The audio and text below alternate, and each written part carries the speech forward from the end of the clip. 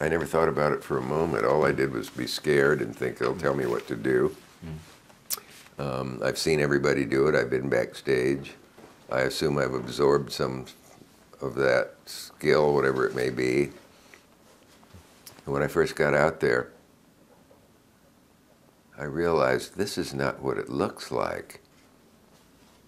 The audience sees two people. What could the problem be? But I see six people behind you, the guest. Somebody just lettered a sign and then held it up, but I missed it, and they've taken it down. Is this guy counting at point? And something happened over here, and the stage manager seems to be worried, and oh my God, the guest's lips have stopped moving. I have no idea what the guest just said.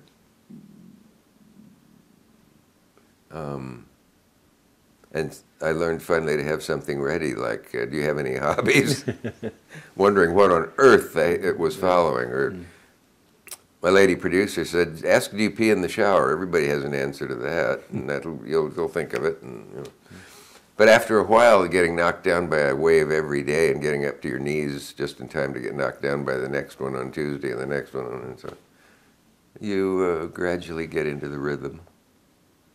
And this was the 60s. Could you just talk about what it was like to do a daytime Well, real show? men did talk shows then. They were 90 minutes long. Yeah. Sissies today do, I mean, my colleagues and friends in the business. You know what's a weird thought nobody remembers virtually, perhaps except yourself? You don't dare think of how long it is, or the odds against doing it well, how great they are, or how you're going to shift from one guest to the next, and how you're going to remember what you want to say and whether you dare say it or not, and what it is you just thought of and then forgot while the guest was talking, and now you've forgotten not only what it was but what the guest is talking about.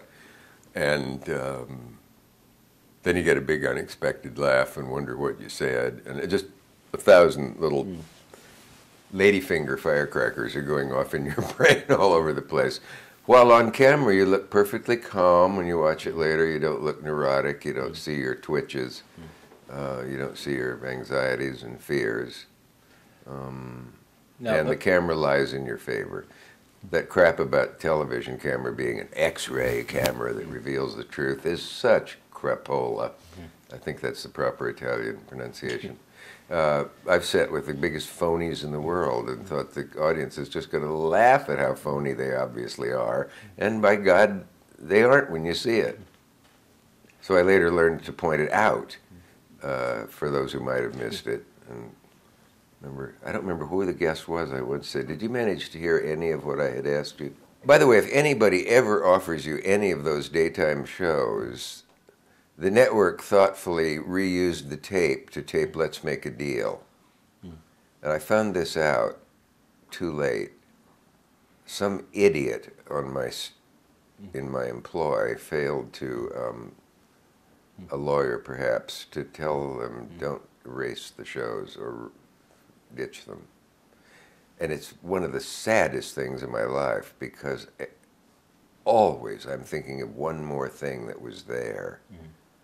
A whole show with Groucho and the great Harry Ruby, great friends, and Ruby was a fabulous personality.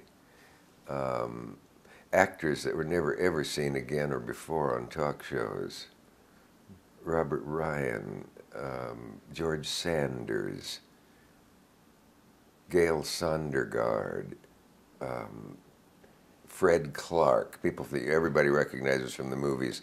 That sort of thrill that they're not huge stars, but when they walk out, everybody goes, oh, him, yes, God, I've seen him 100 times. I used to like to get those people on. People wrote in saying, we can't believe this. Thank God a friend told me about it.